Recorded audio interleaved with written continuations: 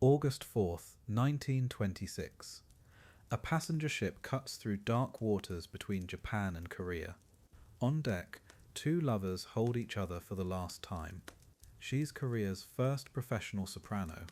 He's a brilliant playwright trapped in an arranged marriage. In a few hours, they'll jump into the sea together, choosing death over a life apart. Their suicide will shock a nation and turn her final recording into Korea's first pop hit. But this isn't just about forbidden love. This is about what happens when your entire country disappears. Welcome to tonight's story.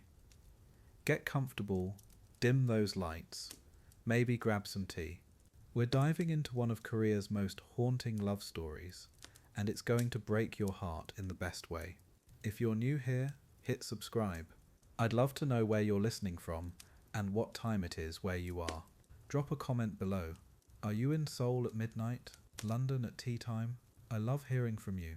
Tonight we're travelling back to 1920s Korea, when love meant choosing between your heart and survival, among waves and whispers. Picture Korea in 1926. Except, Korea doesn't officially exist anymore. Japan annexed it in 1910, erased it from maps, banned the Korean language in schools, Korean names, illegal, Korean culture, suppressed. If you're young, educated, ambitious, your only path forward might be studying in Japan, the country that's occupying yours. This is the impossible world where our story begins, where two artists will fall in love and find themselves trapped between duty, desire, and a nation that's been stolen. Meet Yun Sim-deok, born July 25th, 1897, in what's now North Korea. Dirt poor family, but her Christian parents scraped together money for her education. Smart girl, talented girl, musical from childhood. She got a scholarship no Korean woman had ever received before, to study at Tokyo Music School, the first Korean woman to study Western classical music at that level. Think about that for a second. To pursue her dreams, she had to go to the country that was destroying hers. And Kim Woo-jin, born September 19th, 1897, same year as Sim-deok, but different world entirely. Wealthy landowner family. His father owned vast estates, had plans for his son to come home and run the business. But Woo-jin, he wanted to write plays, study literature, so he went to Tokyo too, to Waseda University. Brilliant, tortured, passionate about art. Oh, and here's the problem. His father had already arranged his marriage. Wife and children waiting back home. A life he'd never chosen. Tokyo. 1921. Korean students gathering in cramped apartments, talking politics and poetry in whispers. Everyone homesick for a country that technically doesn't exist anymore. It's in this world of exiles and dreamers that Sim-deok and Woo-jin meet. Maybe at a cultural event, maybe through mutual friends. What matters is this: they see each other and everything else fades. Two artists who understand the weight of being Korean when Korea has been erased. Two people who fall completely desperately in love. She was unlike any Korean woman of her time. Sim-deok wore Western clothes, spoke her mind, performed on stage, in conservative Korean society. Scandalous. Female performers were considered improper, barely respectable, but her voice, when she sang, people stopped breathing. Powerful, technically perfect, emotionally raw. She was pioneering a path that barely existed, becoming Korea's first soprano while her country was being systematically destroyed, and she was falling for a married man. Their love was impossible from day one. Woo-jin had a wife, children.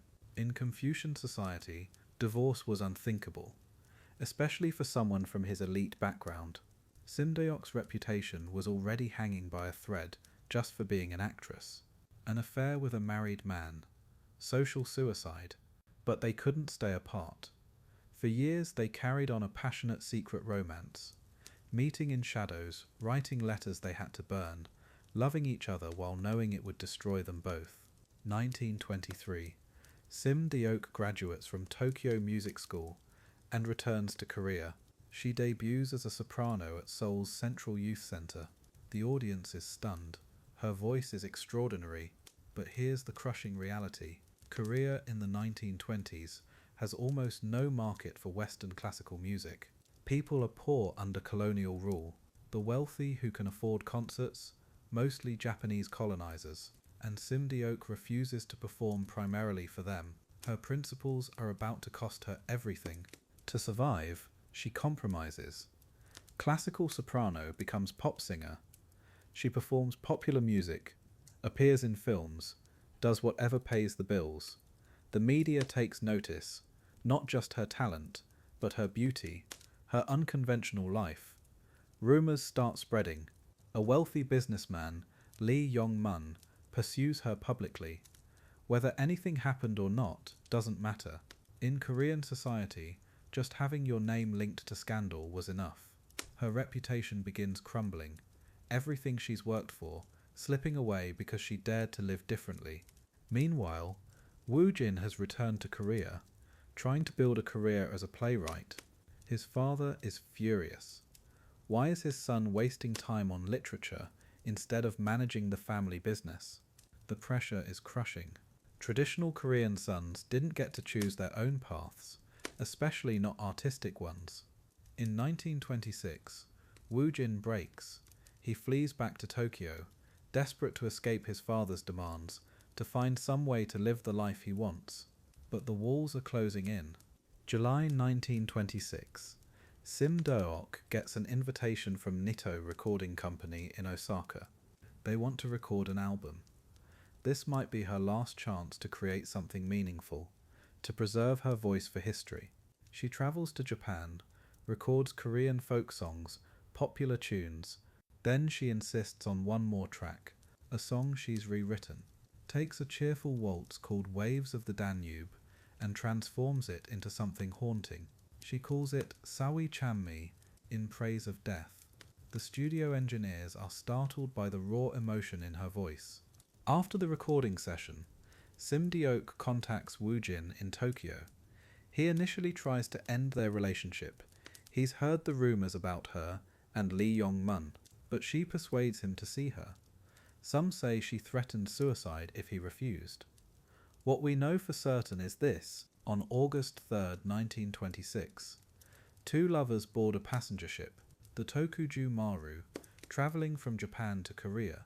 That night they dance on deck, their first and last dance together. Think about them in that moment. Sim-deok, whose voice could make angels weep, whose career was destroyed by scandal. Woo-jin, whose father would rather see him dead than pursuing art. Two brilliant people who loved each other desperately, but could see no future where they could be together. In 1926 Korea, under Japanese occupation, with impossible family obligations, some loves just had no place to exist. And they both knew it. The ship cuts through dark waters. Below deck, other passengers sleep, unaware of the tragedy unfolding above. On deck, two lovers hold each other against the wind and salt spray. They're 29 years old. They've spent years loving in secret, meeting in shadows, dreaming of a life that will never come. The Korean peninsula waits ahead in the darkness. Behind them, Japan. Around them, endless water. And in a few hours, they'll make their final choice together.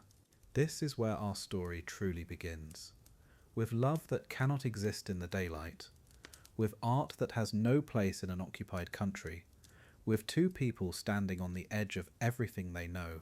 In the next chapter, we'll dive deeper into their final hours together, into the choice that will echo through Korean history for nearly a century. For now, just hold this image, two lovers dancing on a ship's deck, knowing their time is running out. The Song of the Emerald Isle, August 22nd, 1910. Emperor Meiji signs a treaty. Korea just disappears from the map. 5,000 years of independence gone. Japanese colonial rule begins, and it's brutal from day one. They don't just want Korean territory, they want Korean souls. Every street sign gets rewritten. Every school teaches Japanese history. Korean children learn that their ancestors were savages, who needed civilizing. The plan: make Koreans forget they were ever Korean at all. Picture this. You wake up tomorrow and your government says you can't speak English anymore. Your name? Too American. Pick a Chinese one. Your church, your books, your music, all banned. That's Korea in 1910. Japanese officials march into villages with lists of acceptable names. Kim becomes Kaneda. Park becomes Arai. Children get beaten for speaking Korean in school. Old people weep watching their grandchildren bow to portraits of the Japanese emperor. But here's what's twisted about colonialism. It's not just oppression, it's also opportunity. For some Koreans anyway, elite families discover their children can study at Japanese universities, learn Western music, literature, science. The catch? They have to become Japanese first, reject their heritage, praise their oppressors. It's a devil's bargain that splits Korean society right down the middle. The privileged few who collaborate versus everyone else who suffers in silence. Young Koreans face impossible choices. Stay home, stay Korean, stay poor and powerless, or go to Japan, get educated, but lose pieces of yourself every day. Some crack under the pressure. Others find ways to resist quietly, and a few, they try to have both. To be Korean artists using Japanese education. To beat the system from within. That's where our story really begins, with two young people trying to navigate this impossible world. July 1897. Pyongyang. A girl is born into grinding poverty. Her father works odd jobs. Her mother takes in washing. They live in a tiny room with paper walls. But here's what sets this family apart. They're Christians, Korean Christians, and they believe in something radical for 1897. Educating daughters. This little girl's name is Yun Sim-deok, and she's about to become the first Korean woman to study Western classical music professionally. Sim-deok's parents sacrifice everything for her education. They sell furniture to pay school fees, go hungry so she can eat. Why? Because they recognize something special in their daughter. A voice, not just beautiful, but powerful. When she sings hymns at church, people stop breathing. She's 7 years old and already she sounds like an angel who's seen too much suffering. Education becomes her ladder out of poverty, her only ladder. While Sim-deok fights for every opportunity, another child enjoys privileges she can't imagine. September 1897, Jangsong County. Kim Woo-jin is born into massive wealth. His father owns more land than some European nobles. Hundreds of tenant farmers work his fields. The family lives in a traditional Korean mansion with dozens of rooms. Woo-jin will never worry about money, but wealth comes with chains, golden chains that bind him to expectations. He'll spend his life trying to escape. Woo-jin's father has his son's entire life mapped out. Elite Korean education, maybe sometime studying in Japan. Then back home to manage the family estates. Marriage to a suitable wealthy girl. Children. Continue the family legacy. It's a life millions would envy. But Woo-jin, he wants something different. He reads poetry secretly, writes stories his father would burn if he found them. Dreams of theatres and stages instead of rice paddies and account books. By 1910, both teenagers are watching their country die. Japanese officials patrol Sim-deok's neighborhood, arresting anyone who speaks Korean too loudly. They rename her street, demolish the old Korean-style buildings, force everyone to attend ceremonies honoring the Japanese emperor. Sim-deok learns to bow and smile and hide her rage, but inside, she's memorizing every Korean song her grandmother teaches her, preserving what they're trying to destroy. Woo-jin's family faces different pressures. Japanese officials court wealthy Korean families, offering special privileges in exchange for public support. His father considers collaboration. Better to stay rich under Japanese rule than lose everything resisting. But Woo-jin watches Korean servants forced to speak Japanese, sees ancient family shrines replaced with Japanese symbols. He starts to understand that some things matter more than comfort, like dignity, like truth. 1915. Sim-deok graduates from teaching college, gets a job at a girls' school in Seoul. She's 21, supporting her family, finally stable. But she's restless. Teaching pays bills, but music calls her soul. She hears about scholarships to study in Japan, the same Japan occupying her country. It feels like betrayal, but it's also her only chance to become the singer she dreams of being. The choice tears her apart. Woo-jin finishes his studies and faces his own crossroads. His father wants him home immediately. There's talk of an arranged marriage, a traditional life managing estates and producing heirs. But Woo-jin has tasted freedom at university, read Shakespeare and Shaw, watched Western theatre. He knows there's a whole world of literature and drama beyond what his father understands. The golden cage feels smaller every day. Both young people make the same impossible choice. They'll go to Japan, study at Japanese universities, use their oppressor's education system to become artists. It's collaboration and resistance wrapped together. They tell themselves they'll come back stronger, better equipped to help Korea. But deep down, they know they're crossing a line their families and neighbours will never forgive. Some prices are too high, even for dreams. 1920. Tokyo. The city buzzes with possibility.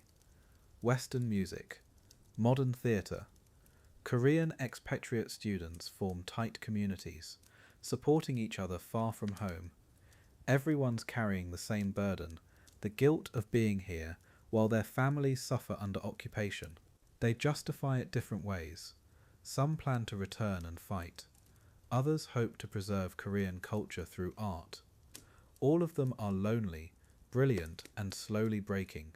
Sim-deok arrives at Tokyo Music School as the first Korean woman ever admitted. Professors are curious about this exotic student who sings with such passion. Classmates whisper about her background, her poverty, her accent. She throws herself into practice. Voice lessons, piano, music theory, 8 hours a day, proving she belongs here. Meanwhile, across the city, Woo-jin studies English literature at Waseda University, writing plays no one will produce.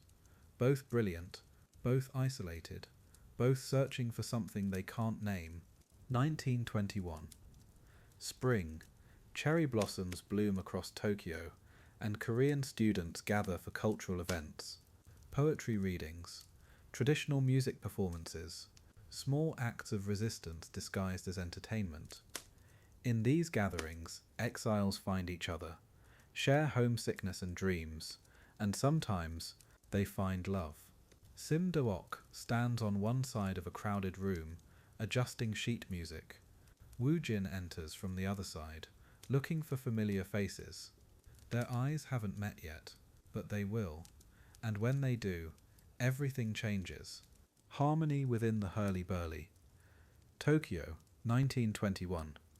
Picture this, hundreds of Korean students scattered across the city, studying in the very country that had stolen their homeland. They clustered together in small communities, sharing meals, speaking Korean when no one else was listening, keeping their culture alive in tiny apartments and coffee houses. It was in this world of artistic exiles that two people were about to meet. Two people whose love would become legend. But first, they had to survive being Korean in Japan. Yun Sim-deok was 24 and absolutely electric. She'd arrived at Tokyo Music School with a voice that could stop conversations mid-sentence and a confidence that made professors uncomfortable. While other Korean women kept their heads down, Sim-deok wore Western dresses, spoke her mind, walked like she owned the sidewalk. Her scholarship was groundbreaking. She was the first Korean woman to study classical voice at this level.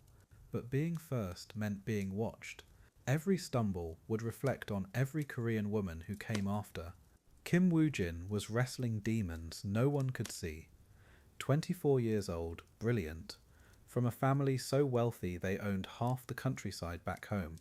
His father expected him to study business, return to Korea, manage estates, continue the family legacy. Instead, Woo-jin was at Waseda University, reading English literature, writing plays in secret, dreaming of stages and spotlights. The weight of disappointing everyone who loved him was crushing him, but he couldn't stop writing. Words poured out of him like bleeding. They met at a cultural gathering in Tokyo's Korean quarter. Some say it was a poetry reading, others claim it was a protest planning meeting. What matters is this: when Sim-deok laughed at something Woo-jin said, he forgot how to breathe for a moment. When she started talking about music theory, using her hands to shape melodies in the air, he realized he'd never met anyone who understood that art wasn't just decoration, it was survival. It was the thing that made life worth living, despite everything. Their conversations lasted until dawn. Coffee shops, library corners, park benches. Sim-deok would demonstrate vocal techniques, her voice floating over Tokyo's noise like something from another world. Woo-jin would read her fragments of plays he was writing, stories about people trapped between tradition and desire. They discovered they both felt like refugees in their own bodies, too Korean for Japan, too modern for the Korea their families remembered. In each other, they found someone who understood the exhaustion of never quite belonging anywhere. Sim-deok was magnetic in ways that scandalized people. She'd perform at Korean student events, choosing songs that made grown men cry. Her voice could be delicate as silk, then suddenly powerful enough to shake windows. Japanese professors at her music school whispered that she was too emotional for classical training. Korean students whispered that she was too bold for a proper woman. But Woo-jin saw something else, someone whose talent was so enormous she had to be fearless just to contain it all. Woo-jin's struggles ran deeper than artistic frustration. Back in Korea, his father had arranged his marriage to a woman from another powerful family. A wife he barely knew, children he'd never chosen to have, a life mapped out before he'd learned to dream for himself. The guilt ate at him constantly. Here he was, falling in love with this extraordinary woman, while his wife raised his children alone. But when Sim-deok looked at him, really looked at him, he felt seen for the first time in his life. Their romance had to be secret from the beginning. Korean society was brutal to women who stepped outside traditional roles. A talented unmarried woman was already suspicious. A talented unmarried woman involved with a married man. Social suicide. They met in shadowy theatres, quiet cafes on the edges of the city, parks where no one they knew would see them. Every touch was stolen. Every conversation was a risk. But they couldn't stay away from each other. The pull was too strong. By 1923, they were completely lost in each other. Woo-jin's writing grew more passionate, filled with characters who loved impossibly, who chose art over duty. Sim-deok's performances became more daring, more emotional, like she was channeling all her hidden feelings into her voice. Their friends started to notice. The way they looked at each other across rooms, the way conversations stopped when they walked in together. The Korean community in Tokyo was small. Secrets didn't stay secret long. People began to talk. Sim-deok graduated in 1923 and returned to Korea with her heart torn in half. She needed to build a career, prove her Tokyo education was worthwhile. But leaving Woo-jin felt like abandoning oxygen. Her sole debut was triumph. Audiences had never heard anything like her voice. Korean newspapers called her a sensation, the future of Korean classical music. But behind the praise was skepticism. Who was this woman who dressed like a Westerner, who performed with such intensity? Proper Korean women didn't command attention like this. The reality of 1920s Korea crashed into Sim-deok's dreams immediately. There was no market for classical music. People were too poor under Japanese rule. The wealthy who could afford tickets were mostly Japanese colonizers, and Sim-deok refused to perform primarily for them. To survive, she had to compromise. Pop songs, film appearances, anything that paid. Each compromise felt like betraying the voice teachers in Tokyo who'd trained her for opera stages. But talent meant nothing if you starved for it. Woo-jin came back to Korea in 1924, dragged home by family pressure. His father was furious about the time wasted on literature. The family estates needed managing. His wife needed a present husband. His children needed their father. But Woo-jin couldn't concentrate on anything except writing to Sim-deok, planning secret meetings, counting days until he could escape back to Tokyo. His family watched him grow distant, distracted, like part of him was living somewhere else. They were right. It was. In 1925, their secret relationship became Seoul's worst-kept secret. A wealthy businessman named Lee Yong-mun began pursuing Sim-deok publicly, showering her with gifts, attending her performances. The media went wild. Was Korea's most famous soprano having an affair with a married businessman? The rumors were probably false, but in conservative Korean society, the truth didn't matter. Once a woman's reputation was questioned, it was destroyed. Sim-deok watched her career crumble under gossip and speculation. Woo-jin read the newspaper stories about Sim-deok and Lee with jealousy that made him physically sick. He wrote her desperate letters. Was she really involved with this man? Had she moved on? Sim-deok's responses were heartbroken. The rumors were lies, but no one believed her. Her reputation was ruined. Concert bookings dried up. Seoul's cultural elite turned their backs. She was being punished for succeeding too much, for being too visible, for refusing to disappear quietly like proper women should. By late 1925, both their worlds were collapsing. Woo-jin's father threatened to disown him if he didn't focus on family business.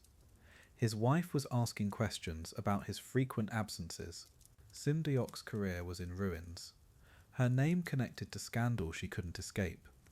They were trapped, him by marriage and duty, her by a society that punished women for existing too boldly. Their love felt like a beautiful thing being slowly strangled. Something had to break. Someone had to make a choice. The stage was set for their final act. Two people who'd found perfect love in impossible circumstances, watching their separate worlds close in around them. Woo-jin would soon flee to Tokyo one last time. Sim-deok would get one final chance to record her voice for history. And together, they'd face the choice that lovers have faced throughout time: submit to a world that wouldn't let them be together, or find another way. The clock was ticking toward August 1926. Eclipse in the rising sun. 1926. The year everything started falling apart. Picture this: Sim-deok back in Korea, trying to make classical music work in a country where people are struggling just to eat. Woo-jin getting crushed under his father's expectations, that arranged marriage weighing on him like a stone. And here's the thing that gets me. Both of them are about to make choices that'll change everything. Bad choices. Desperate choices. The kind you make when you're backed into a corner with no way out. Woo-jin caved. That's the brutal truth of it. All that time in Tokyo, dreaming about literature and theatre, his father called him home, and he went. Can you imagine walking back into that life you never wanted? That marriage you never chose? Those family estates you couldn't care less about? His father probably thought he'd won, finally got his son to be practical. But you can't kill dreams that easily. They just fester, turn into something darker. Meanwhile, Sim-deok was learning the hardest lesson of her life. All that training at Tokyo Music School, the years perfecting her soprano voice, worthless in Korea. Nobody wanted Western classical music. Nobody could afford it. The few people with money were mostly Japanese colonizers, and she refused to perform for them. So there she was, this incredibly talented artist with nowhere to go. The market just didn't exist. It's like being a master chef in a place where nobody eats. So she did what artists do when they're starving. She compromised. Popular music, light songs, the stuff people actually wanted to hear. And honestly, she was brilliant at it too. But imagine how that felt. You spend years training for opera, and you end up singing pop songs for money. It's not that pop music is lesser, it's that it wasn't her choice. She was forced into it by circumstances completely outside her control. Then came the films. Acting on screen, performing in movies, again, not what she'd trained for. But she was good at it. Actually, she was more than good. She was magnetic. The camera loved her, audiences loved her. But here's where things get complicated. Being an actress in 1920s Korea, that made you suspect in people's minds. Actresses were considered loose, improper. The very thing that was saving her career was destroying her reputation. Enter Lee Yong-mun, wealthy businessman, the kind of guy who gets what he wants and isn't subtle about wanting it. He saw Sim-deok perform and decided he had to have her. Not her art, her, and he pursued her publicly. Flowers, expensive gifts, showing up at her performances, making sure everyone knew he was interested. In Korea's conservative society, this was like painting a target on her back. Even if she said no, the rumours were already starting. Did anything happen between them? Nobody knows for sure. Maybe she went to dinner with him a few times. Maybe she accepted some gifts when money was tight. Maybe she genuinely liked him for a while. Or maybe the whole thing was just rumours and wishful thinking on his part. But in 1926 Korea, it didn't matter what actually happened. What mattered was what people thought happened. And people were talking. The scandal built slowly. Then all at once. Newspapers started hinting. Society ladies started whispering. Her name was linked to his in ways that made her unemployable for anything respectable. This is what kills me about this whole story. A woman couldn't win. Stay pure and starve, or compromise and get destroyed. The system was rigged from the start. Sim-deok was learning that fame and scandal are often the same thing. Her reputation was in free fall. Conservative families wouldn't hire her. Respectable venues wouldn't book her. The thing that was supposed to save her career, it was killing it instead. And meanwhile, Lee Yong-mun, he was fine. Rich men always are. Their reputations don't suffer from pursuing women. Only the women suffer. Only the women pay the price. Sim-deok was learning this lesson the hardest way possible. While Sim-deok's world was collapsing, Woo-jin was fighting his own war. His father wanted him managing estates, collecting rents, being a proper landowner's son. But Woo-jin kept writing, plays nobody would produce, poetry his father called worthless, literature that meant everything to him and nothing to his family. Can you imagine that pressure? Your dreams versus your duty, your art versus your family's money. Every day a choice between who you are and who they want you to be. The pressure was crushing both of them. Sim-deok watching her career crumble over rumours. Woo-jin suffocating under family expectations. And somewhere in all this mess, they were still thinking about each other, still remembering those days in Tokyo when they could just be themselves, when love felt possible, when the future looked different. But 1926 Korea wasn't Tokyo. The rules were different, the stakes were higher, and time was running out. Something had to break. You can only live a double life for so long. You can only pretend to be who you're not for so long. You can only deny what you really want for so long. For Woo-jin, the breaking point came when his father started talking about expanding his role in the family business. More responsibility, more ties to that life he never wanted. That's when he knew if he didn't run now, he'd never run at all. So he fled, back to Tokyo, back to the one place where he'd felt like himself. His father was furious. His wife was humiliated. His family's plans were shattered. But Woo-jin was finally breathing again, finally writing again, finally thinking about what he actually wanted instead of what everyone expected. Tokyo meant freedom. Tokyo meant possibility.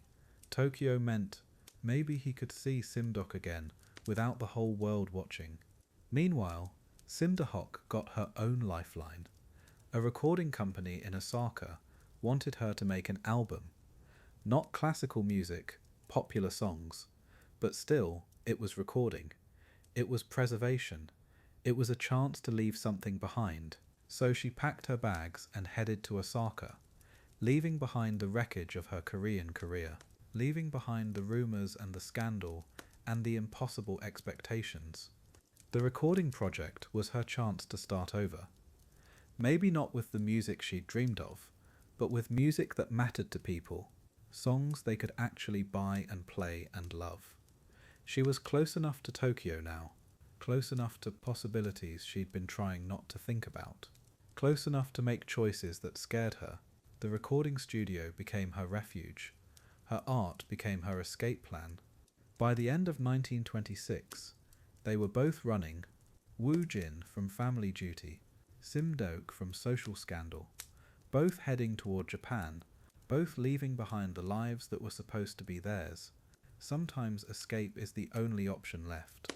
Sometimes running away is the bravest thing you can do. They didn't know it yet, but they were running toward each other, running toward one final, impossible choice. Echoes of a Lament. July 1926. Osaka recording studio. Sim-deok stands before a primitive microphone, her sister at the piano bench. The Nitto recording engineers are setting up their equipment. Something feels different about this session. Maybe it's the weight of everything that's happened. The scandals, the rumours, the impossible distance from Woo-jin. She's requested one final song. Something the executives don't quite understand. A waltz melody, yes, but with lyrics that make them uncomfortable. Sawi Chami. In praise of death. Her final artistic statement. She rewrote the entire song, took Waves of the Danube, this cheerful Austrian waltz, and turned it into something darker. The melody stays light, almost mocking, while her words speak of longing for escape, for rest. The contrast is unsettling. Genius, actually. Her sister plays the opening notes, and Sim-deok closes her eyes. When she opens them to sing, the engineers later said they'd never heard anything like it. Raw grief poured into perfect technique, a woman saying goodbye through music. Her voice fills the small studio. Every word carries weight she can't speak aloud. The lyrics talk about death as a friend, as freedom from pain. But listen closer, and you hear her real message. This isn't abstract philosophy. This is personal. This is about choosing when to leave a world that won't let you live. The recording needle scratches across the wax cylinder, capturing something that will outlive her. She doesn't know it yet, but she's creating Korea's first pop hit. Between takes, she's quiet, distant. The engineers keep asking if she wants water, if she needs a break. She just shakes her head and signals for another recording. Again and again she sings about death as release, as the only honest choice left. Her sister watches from the piano, worried. She knows this isn't just performance anymore. This is confession. This is prayer. This is Sim-deok working up the courage for what comes next. The final verse hangs in the air like smoke. Meanwhile, in Tokyo, Woo-jin hasn't slept properly in weeks. He's hiding in a tiny apartment, trying to escape his father's demands, the family business, the arranged marriage, the life mapped out for him since birth. His plays sit unfinished on his desk. What's the point of writing when no theatre will produce Korean work? When his father burns everything he creates? When the woman he loves is trapped in scandal, while he's trapped in obligation? Tokyo feels like a prison with better weather. He drinks too much cheap sake, stares out the window at streets full of people living their chosen lives. His Korean friends in Tokyo whisper about Sim-deok's recording session, about her rumoured affair with the businessman, about how her reputation is destroyed. Part of him wants to defend her. Part of him wonders if the rumours are true, but mostly he just misses her voice. The way she understood his poetry, the way she made him feel like his dreams mattered. Here's what's wild about love. Distance doesn't kill it. Scandal doesn't kill it. Even doubt doesn't kill it completely. 300 miles apart, both of them are thinking the same thoughts. both staring at the ceiling at 3 a.m., wondering if this pain ever stops. If there's any path forward that doesn't destroy everything they believe about themselves. The connection between them pulls across space like gravity, like they're planets locked in orbit, unable to touch, unable to let go. Then the telegram arrives. Sim-deok's handwriting, delivered to his door in Tokyo. Just a few lines, but they change everything. Recording finished. Need to see you. Last time, please. He reads it 20 times before his hands stop shaking. She's coming to Tokyo. She wants to meet. The smart thing would be to say no, to protect what's left of both their reputations, to let this impossible love finally die a natural death. Instead, he picks up his pen and writes back. Yes. Actually, he writes no first. A long letter about how they need to be realistic, how he heard about Lee Yong-mun, how this has to end, how they're destroying each other. He seals the envelope, walks to the post office, and stands there for an hour. Then he tears it up and writes something else. Something shorter, something that admits what they both already know. This isn't ending until it ends completely. One way or another. Meet me at Shibora Pier, August 3rd, evening. She convinces him with brutal honesty. Her next letter doesn't beg or manipulate. It just tells the truth. I can't live like this anymore. The rumours, the shame, the distance from you. If we don't try to be together now, really together, then I'm choosing something else. He knows what something else means. She's not threatening suicide to manipulate him. She's stating facts. This is her breaking point. The math is simple. Risk everything for love, or lose her forever. Tokyo suddenly feels very small. The plan forms itself. She'll finish her business in Osaka, travel to Tokyo, and they'll board the overnight ferry to Busan together, as lovers, openly. Let Korean society judge them. Let his father disown him. Let the newspapers write what they want. Maybe they can make a life together in Korea. Maybe they can't, but at least they'll know they tried.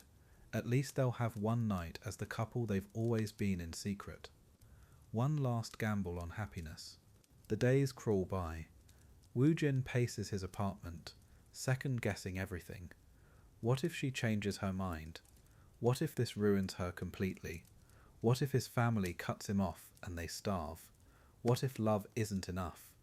Meanwhile, Sim-deok finishes her recording sessions with unnatural calm, like she's already decided something beyond their meeting, like she's made peace with every possible outcome. The anticipation builds like pressure in a sealed jar. Something has to give. August 3rd arrives grey and humid. Tokyo summer at its worst. Woo-jin dresses carefully, his best suit. Like he's going to a wedding or funeral. He packs light. One bag. If this works, he'll send for the rest. If it doesn't, well, Sim-deok arrives by train from Osaka, carrying almost nothing, just a small suitcase and her sheet music. When she steps onto the platform, he almost doesn't recognize her. She looks resolved, like she's already someplace else. They walk to Shibara Pier without talking much. What is there to say? Everything's been said in letters and telegrams, and 3 years of stolen moments. They buy tickets for the Tokuju Maru, the overnight ferry to Busan. The clerk asks if they want separate cabins, and Woo-jin hesitates. Sim-deok answers for both of them. One cabin, we're married. The lie feels like truth, or prophecy. They board the ship as the sun sets, painting everything golden and desperate. The Tokuju Maru isn't fancy. Working-class passengers, businessmen, families travelling between Japan and Korea. The kind of anonymous crowd where two lovers might disappear. Their cabin is tiny but private. For the first time in years, they can close a door and be together without fear. They sit on the narrow bed and hold hands like teenagers. Outside, the engine churns and the ship slides away from shore, into the dark water, into whatever comes next. Late evening. Most passengers have gone to bed. Woo-jin and Sim-deok walk onto the deck, breathing sea air and watching stars appear. She hums in praise of death softly, the melody mixing with engine noise and waves. He holds her close, feeling how thin she's gotten, how fragile. Are we really doing this? He asks. Starting over? She looks at him with eyes that have seen too much. Something like that, she says. Something like that. The water below is black and endless. The Dance Before Dawn, August 3rd, 1926. The Tokuju Maru cuts through dark water, carrying passengers from Japan back to Korea. Most are asleep in their cabins, but on the upper deck 2 figures stand at the railing. Sim-deok and Woo-jin. They've been talking for hours now, about everything and nothing. About the recording she just finished in Osaka. About the life he's supposed to return to in Korea. About the impossible choice they're facing. The ship rocks gently beneath their feet, and somewhere in the distance, dawn is still hours away. They both know this is the end, not just of their voyage, but of everything. When this ship docks in Busan tomorrow morning, Woo-jin will have to face his father, his arranged marriage, his predetermined life managing family estates. Sim-deok will return to a Seoul where her reputation is destroyed, where the rumours have made her untouchable, where her art means nothing if society won't let her exist. They've talked about running away together, Europe, maybe America, but they have no money for that kind of escape. And even if they did, the deck is empty except for them. The other passengers are sensible people sleeping in warm cabins. But Sim-deok and Woo-jin need this space, this salt air, this privacy. She's wearing the dress she wore to the recording studio, her best dress, Western style, the kind that scandalized Korean traditionalists. He's in his travelling suit, rumpled now from hours of leaning against the ship's railing. They look like any other young couple, except for the weight in their eyes, the terrible heaviness of people who've made an irreversible decision. "Dance with me," she says suddenly. There's no music, just the sound of water against the ship's hull, the distant thrum of engines below. Woo-jin hesitates. They're on a passenger deck in the middle of the night. If someone sees them, but then he realizes how ridiculous that worry is now. What does reputation matter anymore? He takes her hand. She steps closer, and they begin to move together, slowly, to music only they can hear. Her head rests against his shoulder. His hand finds the small of her back. This is the first time they've danced together. In all their years of secret romance, stolen meetings in Tokyo, passionate letters, they've never had this. A simple dance.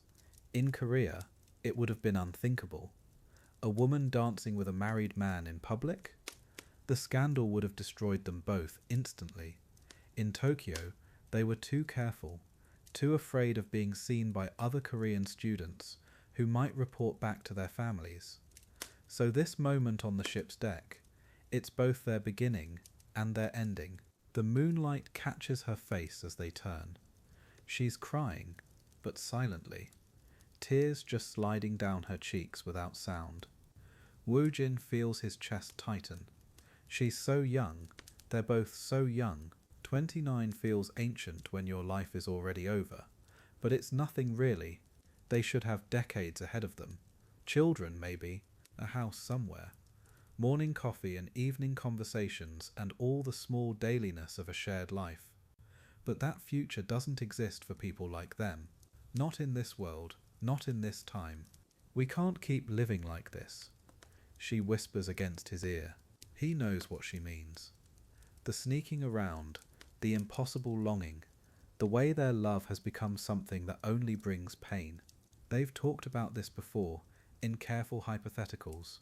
What if there was a way to be together forever? What if they didn't have to face tomorrow's choices? He pulls her closer. "I know," he says. His voice is steady, but his hands are shaking. They've been building toward this moment for months, maybe years. The decision that solves everything by ending everything. They keep dancing, but now they're talking quietly about practicalities. Not whether, but how, when. They want to be found together. They want people to understand this wasn't impulsive madness, but the only choice love left them. Woo-jin thinks about his father, who will be ashamed of having a son who chose death over duty.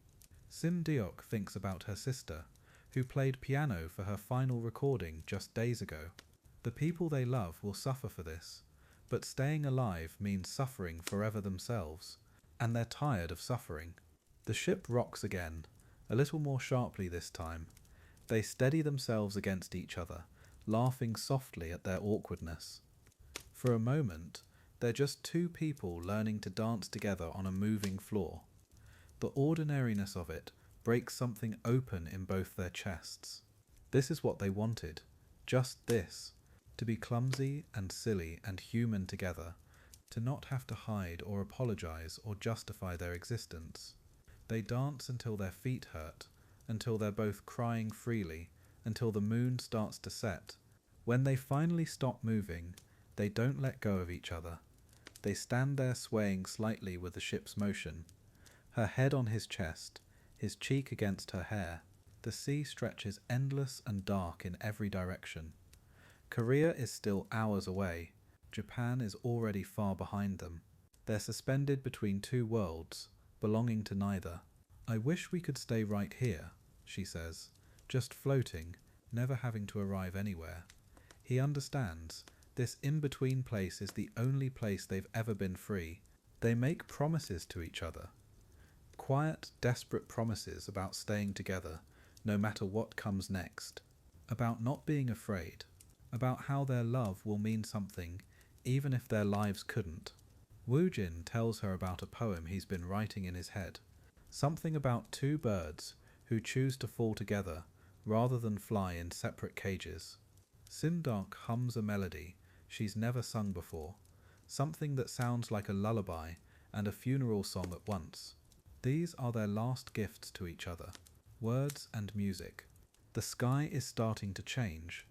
Not dawn yet, but that subtle shift from black to deep blue that says morning is coming, whether you want it or not. They have maybe 2 hours before other passengers start waking up, before the ship's crew begins preparing for arrival, before the world intrudes on this suspended moment. They sit together on a bench near the railing now, her head on his shoulder, his arm around her waist, speaking in whispers about small things, her recording session, his unfinished plays, the way Seoul looked when they were children. They're not afraid anymore. That surprises them both. They thought they would be terrified at the end, but sitting here together, watching the water, they feel something like peace. Maybe it's relief, maybe it's just exhaustion.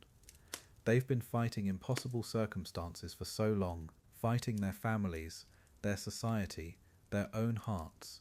And now they're done fighting. They've chosen each other over everything else, chosen love over survival. There's a strange kind of victory in that, a terrible, beautiful kind of freedom. When the moment comes, it's quiet. No grand speeches or dramatic gestures. Just two people holding hands and walking to the railing. The water below is black and surprisingly calm. They don't look down, they look at each other. "Are you ready?" he asks. She nods. They're ready. They've been ready since the moment they realized their love had no place in the world as it exists. He helps her over the railing. She helps him. And then they're together in the dark water, finally free. The ship continues toward Busan, its passengers sleeping peacefully, unaware that two lovers have just chosen eternity over impossibility. Their bodies are never found, but their story spreads like wildfire across Korea and Japan. Some people call it tragic, others call it romantic, a few call it selfish, but most understand, somewhere in their hearts, that Sim-deok and Woo-jin did the only thing their love allowed them to do. They stayed together, they refused to be separated, they wrote their own ending. In Osaka, the record company prepares to release Sim-deok's final album. In Praise of Death will become Korea's first pop hit, selling 100,000 copies as a nation mourns two young artists who loved each other more than life itself. Their dance before dawn becomes legend. Their impossible choice becomes art, and their love becomes eternal, preserved in music and memory, and the endless retelling of the night. Two people chose each other over everything else the world demanded of them. August 5th, 1926. Morning newspapers hit the streets in Seoul and Tokyo. The headlines are impossible to ignore. Famous soprano and playwright missing at sea. Double suicide suspected. Within hours, every Korean in both countries knows their names. Yun Sim-deok, Kim Woo-jin. The whispers start immediately. Coffee shops, university halls, street corners.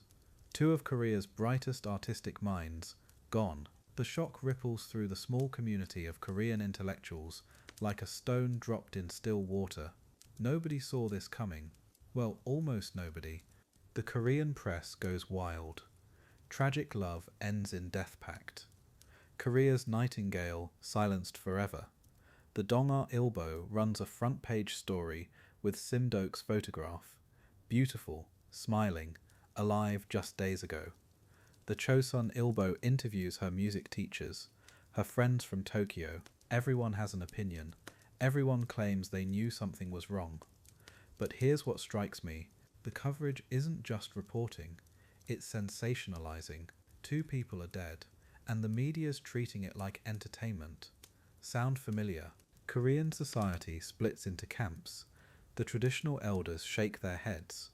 This is what happens when women abandon proper roles. Western education corrupts our youth. But younger Koreans, they're heartbroken. Here were two people who represented everything they hoped to become. Artistic, free, refusing to accept the limitations society placed on them. Students at Waseda University hold a memorial service.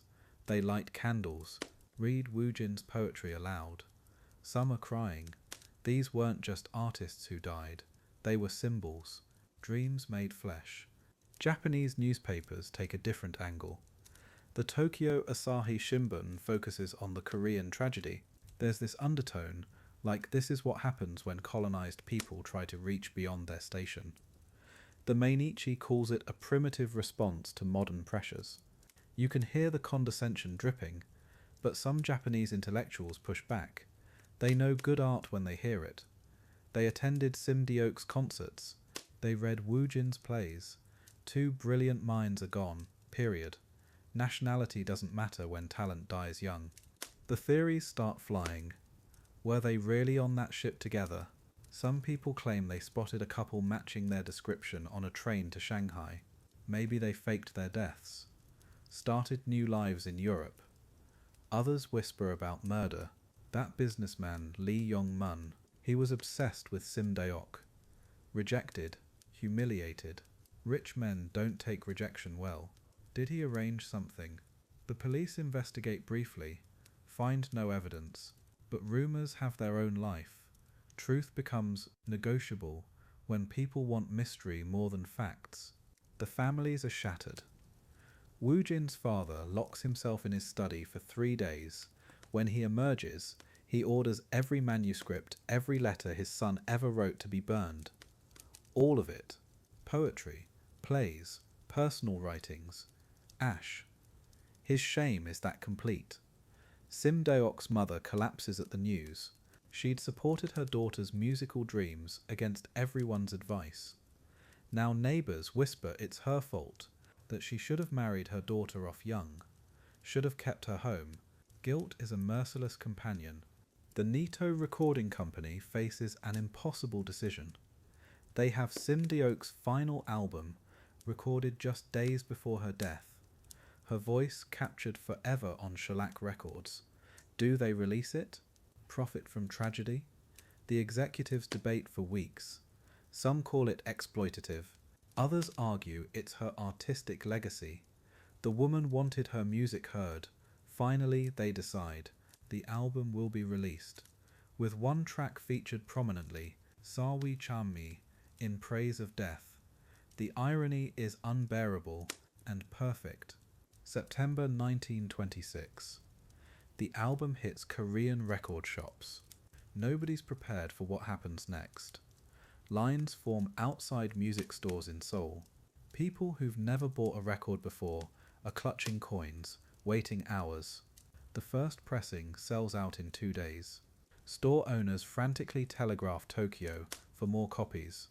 This isn't just music anymore, it's pilgrimage. People want to hear the voice of the woman who chose death over compromise. They want to understand what drove her to that ship's deck. In Praise of Death becomes something unprecedented. Korea's first pop hit. 100,000 copies sold within months. Think about that number. In 1926 Korea, with widespread poverty and illiteracy, 100,000 people buy a single song. They play it in homes, in cafes, at gatherings. Sim-deok's voice fills rooms where her body will never enter. That haunting melody, Waves of the Danube, transformed into something heartbreaking. Her Korean lyrics floating over a European waltz. It shouldn't work, but it devastates people. The song takes on a life of its own. People claim it's cursed, that anyone who sings it publicly will die within a year. Musicians refuse to perform it. Others say they've heard Sim-deok's ghost singing it on ships crossing between Japan and Korea. Superstition mixes with grief. But here's what's really happening. People are connecting with raw emotion. Sim-deok sang about longing, about being trapped, about choosing death over unbearable life. In colonial Korea, a lot of people understand those feelings. The media circus continues for months. Every detail gets scrutinized. Sim-deok's dresses, Woo-jin's last letters, the exact time they jumped. Reporters interview their former classmates, their landlords, random people who claim they once saw them together. It's Korea's first celebrity death spectacle. The papers can't get enough. Each week brings new revelations. Most are fabricated, but grief and curiosity make people hungry for any connection to the dead lovers. Facts become less important than feeding the story. Public opinion stays divided. Conservative voices call them selfish. They abandon their duties to family and nation. Suicide is a sin against heaven and ancestors. But artists and young intellectuals see them differently, as martyrs to impossible love, as people who refuse to live trapped lives. The debate reveals a generational split. Older Koreans clinging to Confucian values, younger ones questioning whether tradition should trump individual happiness. Two deaths become a mirror, showing Korea's cultural tensions. Women, especially, are fascinated by Sim-deok's story. She lived openly, pursued her career, loved who she chose, refused to marry for convenience. In 1920s Korea, these were revolutionary acts. Young women secretly buy her records. They practice singing her songs in private. She becomes a symbol of female independence, even in death. Maybe especially in death, because her choices, her refusal to compromise, it cost her everything. But she made those choices. In a world that gave women few options, she created her own path. As months pass, the story grows larger than the facts. Writers begin crafting novels based on their romance. Playwrights write tragedies. Their love story gets polished, mythologized. The messy realities, Woo-jin's wife and children, Sim-deok's rumoured affairs, their financial struggles, these details fade. What remains is pure romance, star-crossed lovers, beautiful deaths, the kind of story that feeds the soul, even as it breaks the heart. Truth becomes legend. Legend becomes immortal. In Praise of Death, outlives everyone who first heard it. Decades later, during the Korean War, refugees sing it around campfires. In the 1960s, protest singers adapt it for political rallies. Each generation rediscovers Sim-deok's voice. The song means something different every time. Sometimes it's about lost love, sometimes about national suffering, sometimes about refusing to accept unacceptable circumstances. The melody stays the same. The meaning keeps evolving. That's what happens when art touches something universal in the human heart. The echoes never really fade. Two people chose death over compromise on August 4th, 1926. Their choice created ripples that spread through Korean culture for generations.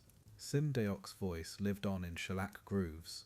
Woo-jin's words survived in memories, despite his father's fires. They became symbols of artistic passion, impossible love, and tragic waste, but also of agency, of choosing your own ending when the world offers no acceptable alternatives. Their legacy is complicated, beautiful, and heartbreaking, just like the song that made them immortal, the Song of Sorrow. Here's what nobody expected. When Nitto Records released that album in August 1926, right after the lovers died, they thought maybe they'd sell a few hundred copies to morbidly curious buyers. Instead, something unprecedented happened. Koreans lined up at record shops. They emptied their pockets for a gramophone disc. This had never happened before in Korea. Not for Western classical music, not for traditional Korean music. But for this? For Sim-deok's voice singing about death and longing? They couldn't get enough. 100,000 copies. That number still gives me chills. In 1926 Korea, under brutal Japanese occupation, most families barely had enough to eat. A gramophone was a luxury most couldn't dream of, but they bought this record anyway. They borrowed gramophones from neighbours. They gathered in groups to listen. Shop owners played it on repeat. The hymn of death became the soundtrack of a nation's grief, not just for two dead lovers, but for Korea itself, for everything they'd lost. Think about what this meant.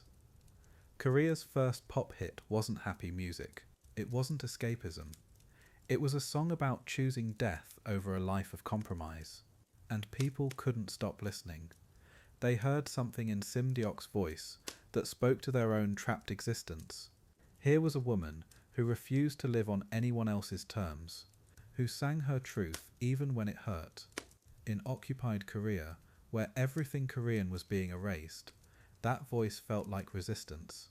The lyrics hit different when you understand the context. She's singing about waves calling her home, about finding peace in the depths, about love that transcends death. But Korean listeners heard more. They heard someone speaking the unspeakable, that sometimes dying free is better than living captive.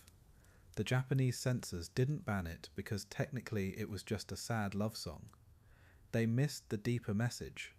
The colonized understood perfectly. Radio stations played it constantly. Street musicians learned it. Students hummed it between classes. But here's the weird part.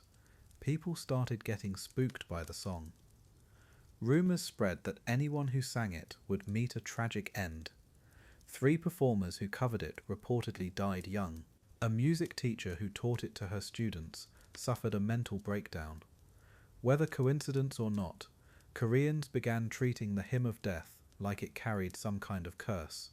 The superstition made perfect sense though.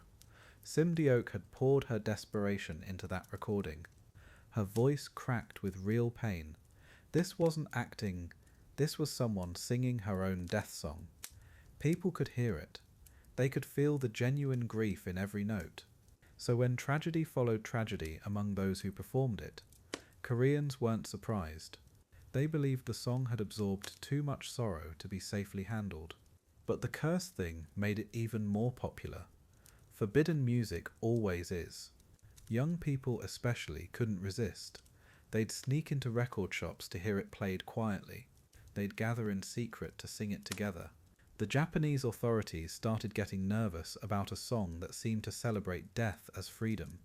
They never officially banned it, but radio play mysteriously decreased, which only made it more precious to Korean ears. What really happened was cultural catharsis. For 16 years, Koreans had been force-fed Japanese culture, Japanese language, Japanese values. Their own music was dismissed as primitive. Their language was banned in schools. Then suddenly here's this Korean woman's voice, raw and honest and heartbroken, singing in perfect Korean about choosing death over surrender. It wasn't just a song, It was a declaration that Korean hearts still beat underneath the forced assimilation.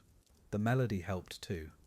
Ironically, Sim-deok had chosen a European waltz, Waves of the Danube, but she'd completely transformed it. Where the original was light and cheerful, her version was haunting. She'd taken Western music and made it Korean through sheer emotional force. This wasn't cultural appropriation, this was reclamation. Taking the colonizers' tools and using them to express distinctly Korean pain. The technique was European, the soul was entirely Korean. Record shops couldn't keep up with demand. Nitto Records had to press multiple runs. People who owned copies became local celebrities. Neighbours would beg to borrow the record for special occasions. Funerals, memorial services, quiet family gatherings where they remembered better days. The Hymn of Death became Korea's unofficial anthem of mourning, not just for the dead but for their stolen country, their suppressed culture, their children who would grow up Japanese. Musicians started creating their own versions. Traditional Korean instruments playing Sim-deok's melody, underground poets writing new verses, street singers adapting it with coded political lyrics that criticized Japanese rule without being obvious enough to trigger arrest. The song became a template for expressing forbidden feelings, a way to mourn in public without being labelled seditious. The authorities couldn't arrest everyone who seemed sad while listening to music. The newspapers tried to analyse the phenomenon. Japanese-controlled Korean papers dismissed it as primitive emotional excess. But underground Korean publications saw something deeper. This was their people processing collective trauma through art. Sim-deok and Woo-jin's personal tragedy had become a mirror for Korea's national tragedy. Two lovers who couldn't live freely in their homeland sound familiar. Every Korean family had their own version of impossible choices under occupation. Years passed, but the song never lost its power. During World War II, when Korean men were forced to fight for Japan, their mothers quietly sang the Hymn of Death as lullabies. During the Korean War, refugees hummed it while fleeing south. It became embedded in Korean DNA. This idea that beautiful, heartbroken music could carry truths too dangerous to speak aloud. Sim-deok had inadvertently created a cultural survival mechanism. The song outlasted the Japanese occupation. It outlasted the Korean War. It outlasted military dictatorships and economic collapse. Every generation rediscovered it. In the 1960s, folk singers performed acoustic versions. In the 1980s, democracy activists sang it at protests. In the 1990s, pop stars recorded modern interpretations. Each time, Sim-deok's voice echoed through the decades, reminding Koreans that authentic expression was worth any risk. Today, the Hymn of Death is treated like a national treasure. Music students study Sim-deok's vocal technique. Historians analyze the lyrics for insights into 1920s Korean consciousness. Tourists visit the locations where she recorded it.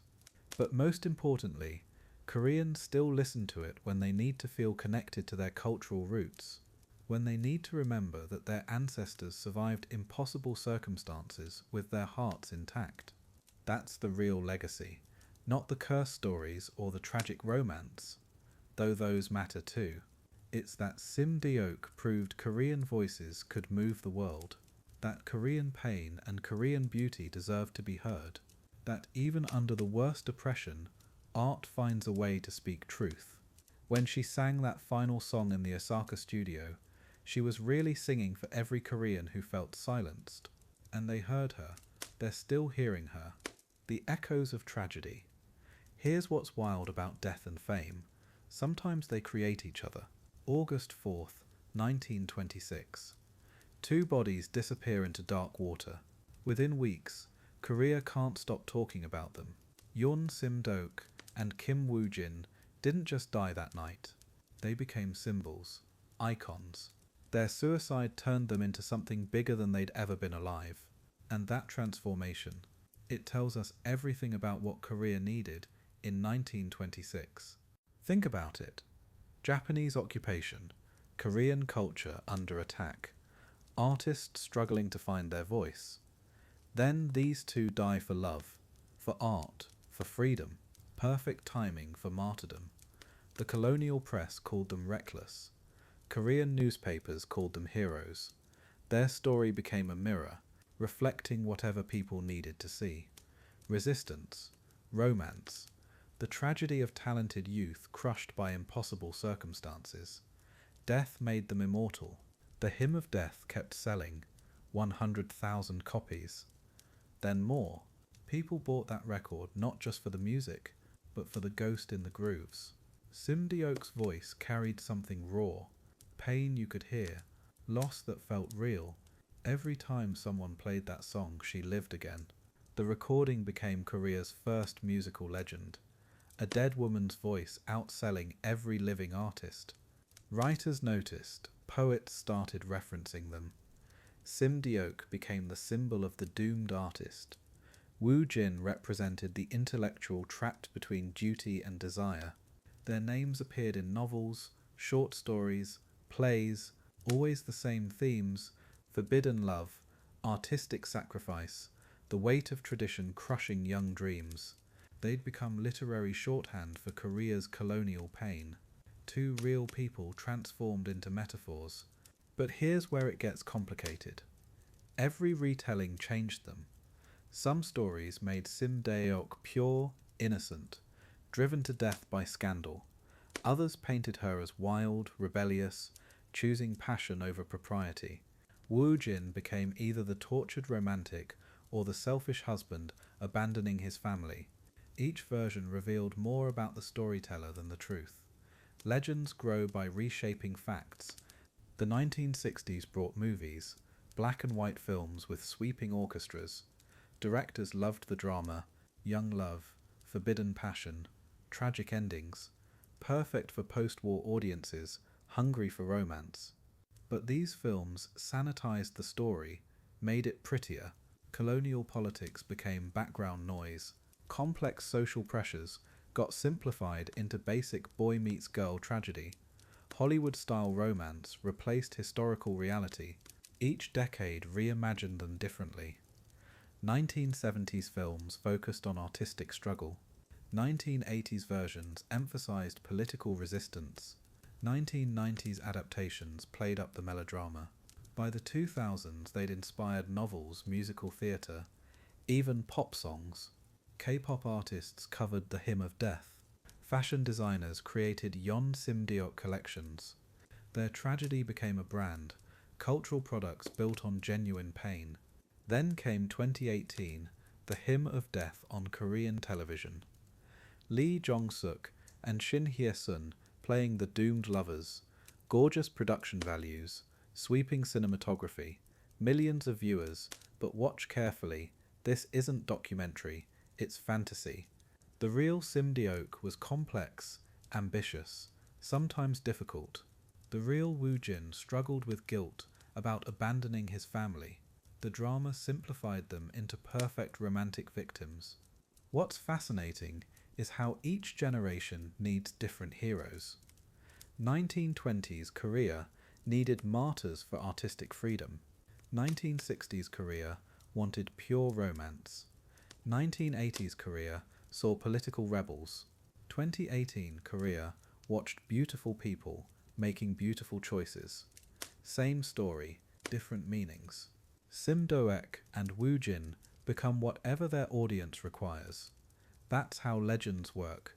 They're mirrors, not photographs. But the fictional versions miss something crucial. The real story isn't romantic. It's desperate. Two people with no good choices making the only choice that felt like theirs. Colonial Korea offered artists almost nothing. Family expectations crushed personal dreams. Their suicide wasn't romantic.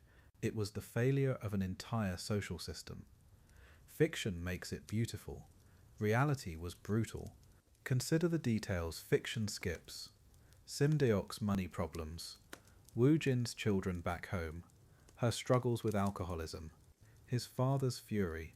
The grinding daily reality of being Korean artists under Japanese rule. The media scandal that destroyed her reputation. These aren't romantic plot points, they're human complications. Messy, painful, unglamorous, the stuff legends usually edit out. Yet somehow the myth serves a purpose. Every Korean knows their names. Students study their contributions to literature and music. Their story teaches about colonial resistance, artistic courage, the price of following your dreams. Maybe historical accuracy matters less than cultural impact. Maybe legends work precisely because they're bigger than facts. Stories that inspire matter more than stories that document. Walk through Seoul today, you'll find streets named after them. Concert halls honour Sim-deok's memory. Theatre companies perform works inspired by Woo-jin. Museums display their photographs alongside explanatory plaques calling them pioneers. Their faces appear on commemorative stamps. The government that once ignored them now claims them as cultural treasures. Death transformed outcasts into national heroes. The irony cuts deep. They died because Korea had no place for them. Now Korea celebrates them as symbols of Korean identity. They couldn't make living as Korean artists. Their deaths made them eternal Korean icons. They jumped because the future looked impossible. Their jump created the very future they couldn't see. Sometimes tragedy becomes transformation through sheer stubborn memory. What would they think of their legacy? Sim-deok wanted to be remembered for her voice, not her death. Woo-jin dreamed of literary recognition, not romantic martyrdom. Instead, they became love story legends. Their art gets overshadowed by their ending. Their suicide becomes more famous than their songs. Fame, but not the kind they worked for. Recognition, but not for the reasons they'd want. Yet maybe that's fitting. Two people who lived between worlds, between Korea and Japan, tradition and modernity, duty and desire. Now they exist between history and legend, fact and fiction, tragedy and romance. Their story belongs to everyone who retells it. Each version reveals something true, even when the details lie. Sometimes the echo matters more than the original sound. The love that conquered. Here's what gets me about this story. 90 years later, we're still talking about them, still making movies about their final dance, still playing that haunting recording of In Praise of Death. Two people who lived maybe 6 years together as adults, who died at 29, who left behind fragments, a few songs, some burned plays, newspaper clippings, yet somehow they conquered time itself. Their love outlasted empires. Think about it. The Japanese empire that controlled their lives, gone. The rigid Confucian society that trapped them, transformed beyond recognition. The family wealth that imprisoned Woo-jin, meaningless now, but their story keeps finding new audiences. Korean teenagers discover it through K-dramas. Musicians cover her songs. Writers retell their tragedy. What looked like defeat in 1926 turned into something else entirely. Something that refuses to die. Maybe that's because their story taps into something universal. The feeling of being caught between what your heart wants and what the world demands. Sim-deok couldn't be both a respectable woman and a professional artist. Woo-jin couldn't honour his father and pursue his writing. Sound familiar? Different century, same crushing weight of other people's expectations. Same feeling of loving someone you can't have. But here's what makes their story more than just romantic tragedy. They fought back through art. When society tried to silence Sim-deok, she sang louder. When his father demanded Woo-jin abandon literature, he wrote more plays. Their creativity became rebellion. Every song, every poem, every performance was them refusing to disappear. Art was their weapon against a world that wanted to erase them. Look at that final recording session in Osaka. Sim-deok could have played it safe, recorded whatever the company wanted. Instead, she insisted on including In Praise of Death, a song about choosing your own ending when life offers no good choices. She knew what she was doing. She was leaving behind a message, wrapped in melody, her voice carrying feelings too dangerous to speak. Woo-jin did the same thing with his writing. His plays explored themes of individual freedom versus family duty, characters trapped between tradition and modernity. He was writing about his own life, but also about every young Korean trying to find identity under colonial rule. His father burned those manuscripts after his death, but the ideas lived on. You can't destroy thoughts. Their love story became a symbol because it represented something larger than romance. It was about human dignity in impossible circumstances, about refusing to accept that some dreams are too big, some loves too complicated. They looked at a world that said, "This is how things are," and answered, "Not for us." That takes a special kind of courage. What strikes me most is how they protected their creative spirits. Even when everything else was falling apart, the scandal, the family pressure, the financial struggles, they kept making art. Sim-deok kept singing. Woo-jin kept writing. Their studio time, their quiet moments with pen and paper, that was their sanctuary, the one place where they could be completely themselves. And maybe that's why we remember them.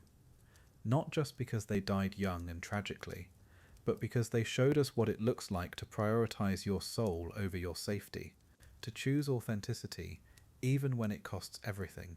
In a world that constantly asks us to compromise our dreams, their refusal to settle feels revolutionary. Still, think about the ripple effects. That recording of In Praise of Death, selling 100,000 copies, that wasn't just commercial success. That was 100,000 people connecting with their story, finding something that spoke to their own hidden pain. Every person who bought that record was saying, "I understand. I feel this too." Art creating community among the heartbroken.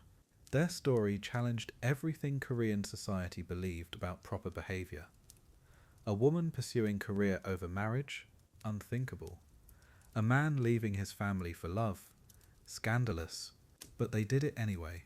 And by turning their rebellion into tragedy, they somehow made it acceptable to discuss these impossible choices. Their deaths opened conversations that couldn't happen while they lived.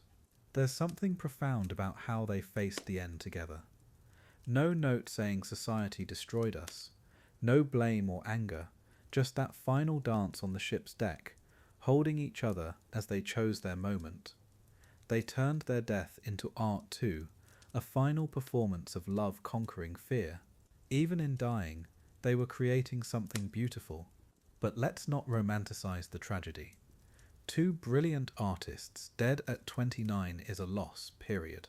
All the plays Woo-jin never wrote, all the songs Sim-deok never sang, the children they never had, the students they never taught, their choice demands respect, but it also breaks your heart. So much potential, silenced by a world too rigid to bend. Yet somehow their sacrifice carved out space for future generations.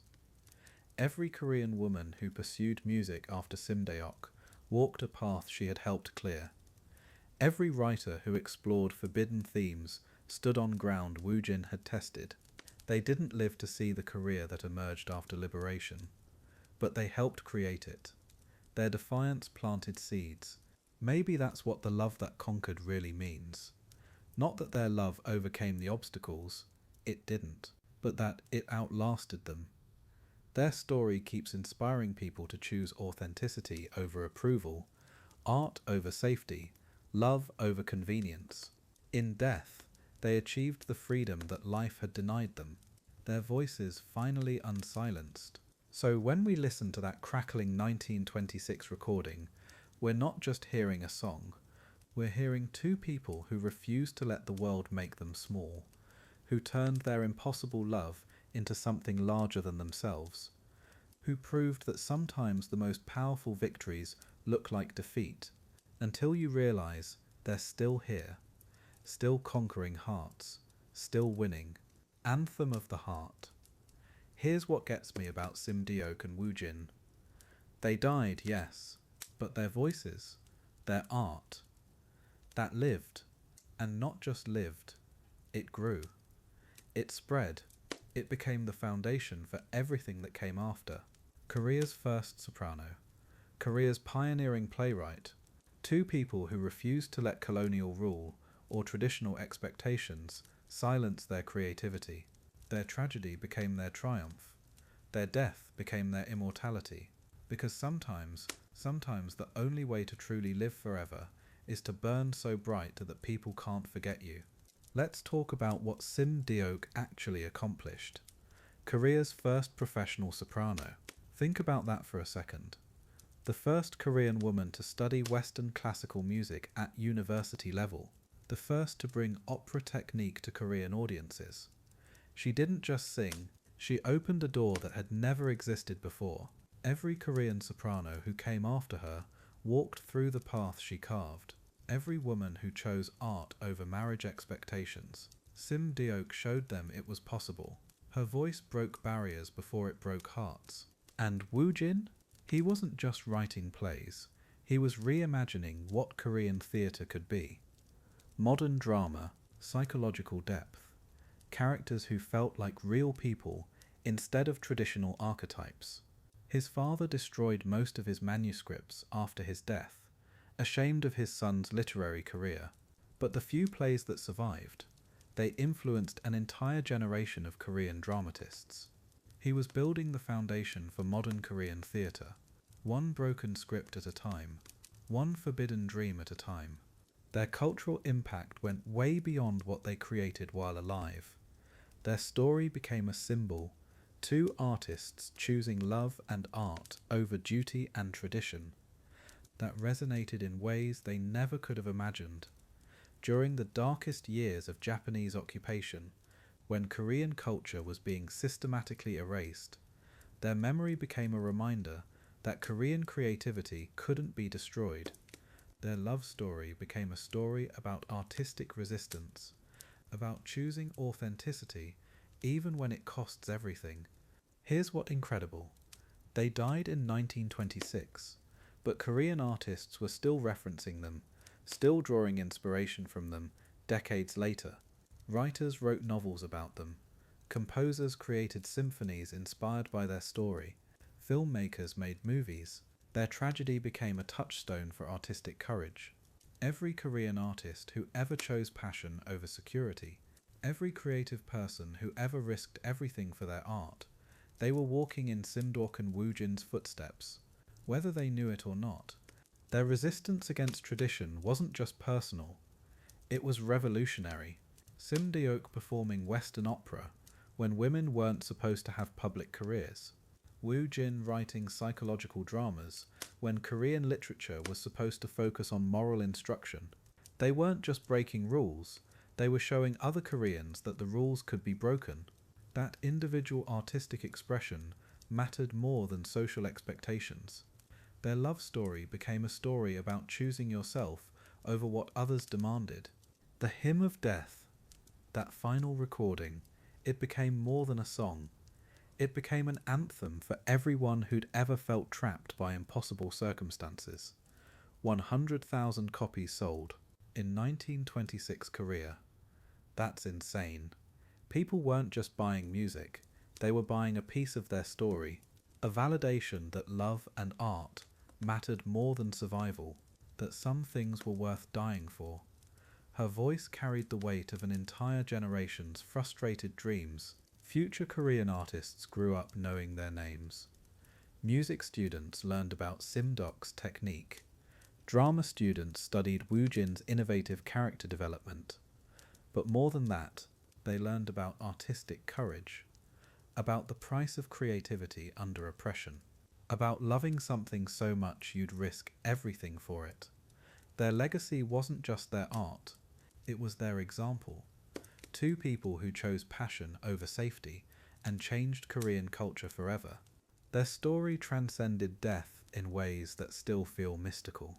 For decades, people claimed the Hymn of Death was cursed, that singing it brought bad luck, but others said it brought liberation. The song became almost sacred, a bridge between the living and the dead, between artistic dreams and harsh reality. Sim-deok's voice on that recording, it carried something beyond technique.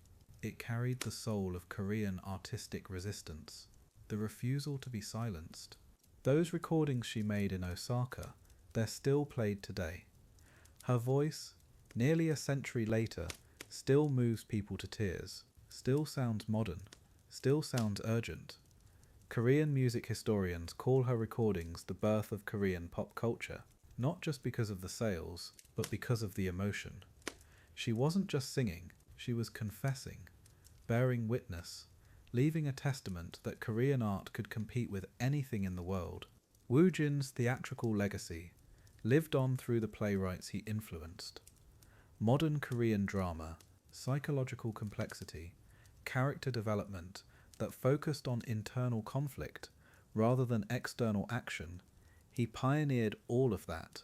The few manuscripts that survived his father's destruction became like sacred texts to Korean dramatists.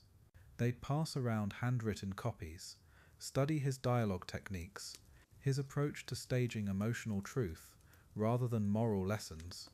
Today they're cultural icons. Museums display artifacts from their lives. Schools teach their story. The Korean government has officially recognized them as cultural pioneers. But here's what I find most moving. Regular Koreans still know their names, still sing the hymn of death at karaoke, still reference their story when talking about impossible love. They've become part of the collective Korean memory, part of how Korea understands itself. Their love became a symbol bigger than romance.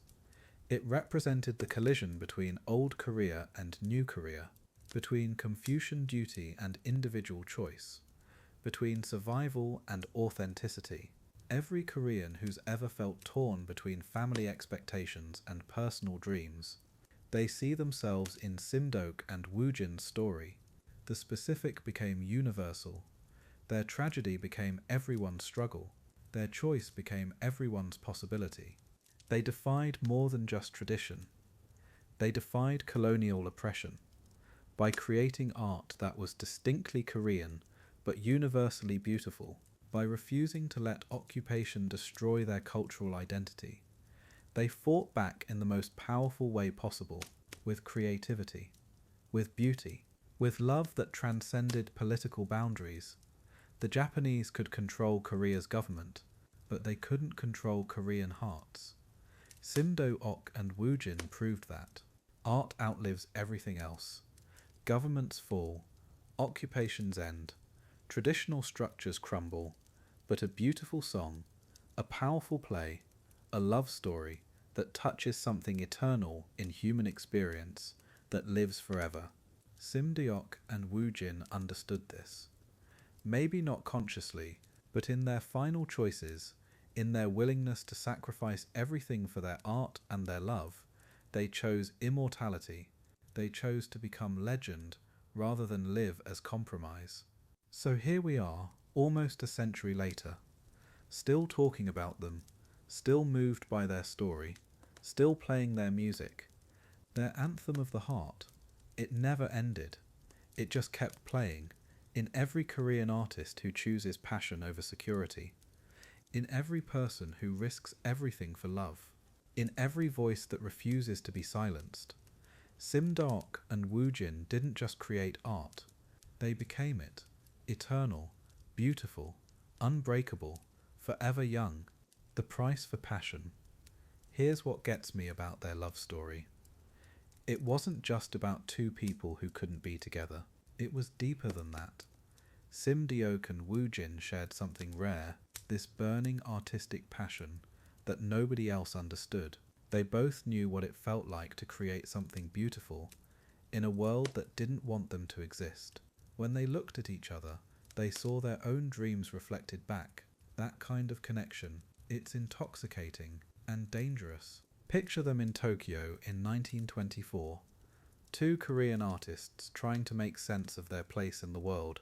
Sim-deok would practice her scales in her tiny apartment, voice echoing off the walls. Woo-jin would write late into the night, filling notebooks with plays he wasn't sure anyone would ever see. When they met, it was like finally someone who gets it, someone who understands why art matters more than money, more than family expectations, more than playing it safe. But loving someone when you're both fighting for your dreams? That's complicated. They'd meet in quiet cafes, talk about music and literature for hours. Sim-deok would tell him about the operatic roles she wanted to sing someday. Woo-jin would read her passages from his latest play. They fed each other's ambitions, made each other braver, but they also made each other more vulnerable, because now they had something to lose, someone to disappoint, someone whose opinion mattered more than anyone else's. Their relationship became this secret world they built together, away from his wife back in Korea, away from her struggling career, and the gossip following her everywhere. In private moments, they could pretend they were just two artists in love. No complications, no impossible choices ahead. They'd walk through Tokyo parks, plan imaginary futures. Maybe they'd tour Europe together. Maybe open a theatre company. Dreams that felt real when they were alone together. Dreams that crumbled the moment they stepped back into reality. By 1925, the pressure was crushing both of them from different directions. Woo-jin's father kept sending angry letters. When are you coming home? When are you going to stop this nonsense and manage the family business? Sim-deok was watching her reputation get destroyed by rumours. The scandal with Lee Young-mun was ruining everything she'd worked for. They started seeing each other less, not because they loved each other less, but because being together made the impossible situation even more painful. What's heartbreaking is how they tried to protect each other by pulling away. Woo-jin would cancel their meetings, telling himself he was saving her from more scandal. Sim-deok would make excuses about being too busy with performances, both of them lying because the truth was too hard, that seeing each other made everything worse, made them want things they couldn't have, made them question choices they'd already made. Love isn't always enough. Sometimes it just makes everything more complicated. Then came 1926. Woo-jin fled back to Tokyo, couldn't handle his father's demands anymore. Sim-deok got that recording contract in Osaka, her last chance to create something lasting, and suddenly they were both in Japan again, both running from their separate disasters. They met one final time in July. The conversation they had, we'll never know exactly what they said, but something shifted. Some decision got made. Maybe they finally admitted there was no future for them. Maybe they decided to stop pretending there might be. Sim-deok recorded that album, knowing it might be her last. Listen to In Praise of Death, and you can hear it in her voice. This isn't someone singing about death as an abstract concept. This is someone who's already made peace with it. Woo-jin met her after the recording session. Whatever walls they'd built between them came down. They spent their last days together, not as secret lovers sneaking around anymore, but as two people who'd finally stopped fighting the inevitable. August 3rd, 1926. They boarded the Tokuju Maru together. Other passengers remembered seeing them, this beautiful couple dancing on the deck that night. They looked peaceful, people said later, like they'd finally found some kind of resolution. They danced to music from the ship's small orchestra, their first real dance together, their last dance together. For a few hours they could pretend they were just any couple in love, heading home from a trip to Japan, just normal people with a normal future. But they weren't normal people with normal problems. They were two artists trapped in an impossible situation, living in a colonized country where even their language was being erased, where Sim-deok couldn't build a career without compromise, where Woo-jin couldn't write what he wanted without disappointing everyone who mattered, where their love for each other was just another thing the world wouldn't let them have. At some point during that night, they made their final decision, together, hand in hand. The ship's records show they were seen on deck around 3 a.m. What were they talking about in those final hours? Were they scared? Were they certain? Did they talk about their art, the songs she'd never sing, the plays he'd never write? Or did they just hold each other and watch the dark water below? Some passengers reported hearing singing that night, Sim-deok's voice carrying across the deck. maybe practicing, maybe saying goodbye to music itself. We'll never know for sure. At dawn on August 4th, they jumped together into the Genkai Sea, 29 years old, both of them. All that talent, all those dreams, gone in an instant. Their bodies were never found. The ocean kept them. Some people want to romanticize what they did, call it the ultimate expression of love. But honestly, it was tragedy. Two people who should have had decades ahead of them, choosing death because life had become unbearable. That's not romantic. That's devastating. The news hit Korea like lightning. Two prominent young artists, dead in what looked like a suicide pact. The newspapers couldn't get enough of it. Some papers painted them as tragic heroes. Others blamed Sim-deok for leading a married man astray. The reaction said everything about Korean society at the time. How desperate people were for stories of passion and rebellion, and how quick they were to judge anyone who actually lived that way. Meanwhile, their families were left to grieve quietly, away from all the sensationalism. Woo-jin's father burned most of his son's writings, couldn't bear to read the plays, the poetry, everything his son had died for. Sim-deok's family was left with her recordings and the knowledge that her voice would outlive all the scandal. In Praise of Death became a hit, but not the way any artist wants their work to succeed. People bought it to hear the woman who died for love, to touch something tragic and beautiful and impossible. Her final performance became her most famous. What breaks my heart about their story isn't just that they died, it's that they died believing there was no other choice. They couldn't see past 1926, past colonial rule, past the social constraints crushing them. They couldn't imagine a Korea where artists might be free, where women could have careers, where love might matter more than family obligation. They lived just a few decades too early, in a different time with different circumstances. Who knows, maybe they could have found a way. Their love story became legend because it captured something universal, the price we pay for passion that doesn't fit the world we're given. Sim-deok and Woo-jin chose each other over everything else, even life itself. That's the kind of love that scares people and fascinates them in equal measure. They became symbols of artistic sacrifice, of love that burns too bright to survive. Their tragedy reminds us that sometimes the most beautiful stories are the ones that end too soon. Eternity in an instant. August 3rd, 1926. The Tokuju Maru cuts through dark water between Japan and Korea. Two figures stand at the ship's railing, watching the moon paint silver paths across the waves.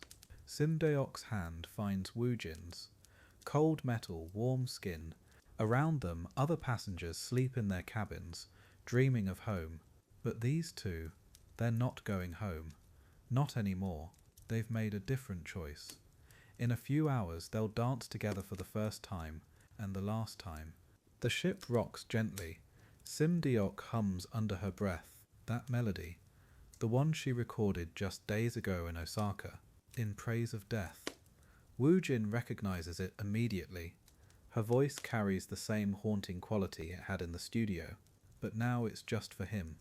No audience, no critics, no recording equipment, just two people who've run out of tomorrows, stealing whatever time they have left. The salt air stings their eyes. Or maybe that's something else entirely. Other passengers avoided them earlier. Something about the intensity between these two made people uncomfortable. The way they looked at each other, like they were memorizing faces, like they were saying goodbye to everything. Sim-deok wore her best dress, Western style, the one that scandalized her neighbors back in Seoul. Tonight it doesn't matter what anyone thinks. Tonight she's just a woman in love. Woo-jin straightened his collar a dozen times. Nervous habits. Even now he wants to look good for her. They talk in whispers about their first meeting in Tokyo, about the poems he wrote for her, about her voice teacher who said she could sing at La Scala someday, about the children they'll never have, about the music she'll never record, about the plays he'll never write. past tense bleeding into future tense they'll never see. Time collapses when you know it's ending. Every moment becomes both eternal and impossibly brief. Love measured in heartbeats, final heartbeats. Around midnight, the deck clears completely. Just the two of them and the stars. Woo-jin extends his hand. Dance with me. No music except the rhythm of waves against the hull. No orchestra except the wind in the rigging. Sim-deok steps into his arms. They move slowly, carefully, her head against his shoulder, his chin resting in her hair. This is what they dreamed of, dancing together, being together, without hiding, without shame, without the world watching, judging, condemning. She starts singing, softly. That song again, in praise of death, but the words sound different now. Not like a performance, like a prayer, like a lullaby. Woo-jin joins in on the melody, he knows by heart, two voices blending in the dark, harmonizing the way they never could in life. The ship's engines throb beneath their feet, steady, rhythmic, like a massive heartbeat carrying them toward their choice.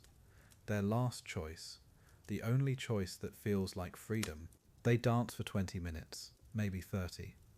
Time moves strangely when you're holding someone you'll never hold again. Sim-deok's dress swirls around her ankles. Woo-jin spins her once, twice. She laughs, actually laughs. For a moment, they're just young people in love. Not tragic figures. Not doomed artists. Just a soprano and a playwright who found each other in the wrong world. But the moment passes. It always passes. Reality waits at the edge of every beautiful thing. They stop dancing but keep holding each other, forehead to forehead, breathing the same air. I want you to know, Sim-deok whispers, I've never been happier than right now. Woo-jin's eyes close. Even knowing what we're about to do, she nods, especially knowing. He understands. This moment, it's theirs, completely theirs. No family obligations, no social expectations, no colonial masters, no arranged marriages, just them, just love, just choice. Maybe that's worth everything. Maybe that's enough. The sea below looks infinite, black water stretching to the horizon. Sim-deok thinks about her voice teacher's warnings. Emotion is dangerous for a singer. Control your feelings or they'll control your voice. Tonight she lets emotion win. Tonight feeling is everything. Woo-jin thinks about his unfinished play, the one about lovers who choose each other over the world. Art imitating life, life imitating art. The boundaries dissolve when you're standing at the edge of forever. They remove their jewelry. Wedding ring first, Woo-jin's symbol of his arranged marriage. It clinks against the deck. Then Sim-deok's earrings, the ones her sister gave her for luck. Watches, coins from their pockets. Everything that tethers them to the world they're leaving. Everything except each other. They keep holding hands, fingers interlaced, palms pressed together. If they're going to jump, they're jumping together. If they're going to die, they're dying together. Love as an act of rebellion. The water calls to them, dark, cold, final, but also peaceful. Sim-deok imagines sinking through silence. No more critics, no more scandal, no more choosing between art and survival. Woo-jin imagines floating free. No more father's demands. No more wife he doesn't love. No more guilt about wanting something different. The sea offers what life never could, a world where they can be together, where love doesn't have to apologize for existing. They climb onto the railing. Balance becomes everything. One wrong move, and they fall alone. But they don't fall. They stand together, looking down at their reflection in the dark water. Two faces becoming one in the wavering mirror below. Sim-deok's dress catches the wind. Woo-jin steadies her with his free hand. Even now, he's protecting her. Even now, she's trusting him. Some things don't change. Some things survive everything. Even the decision to stop surviving. On 3, Woo-jin asks. Sim-deok nods. but they don't count. They don't need to. They feel it the exact moment when staying becomes impossible. When the weight of loving someone you can't have finally breaks you. When choosing each other means choosing to leave everything else behind. The ship rocks, the wind picks up, stars witness what humans refuse to bless, and two hearts beat their final rhythm together. They lean forward. Gravity takes over. The fall lasts forever, and no time at all. Sim-dek's voice echoes across the water, not screaming, but singing. One last note, pure and clear and heartbreaking. Woo-jin's hand never lets go of hers.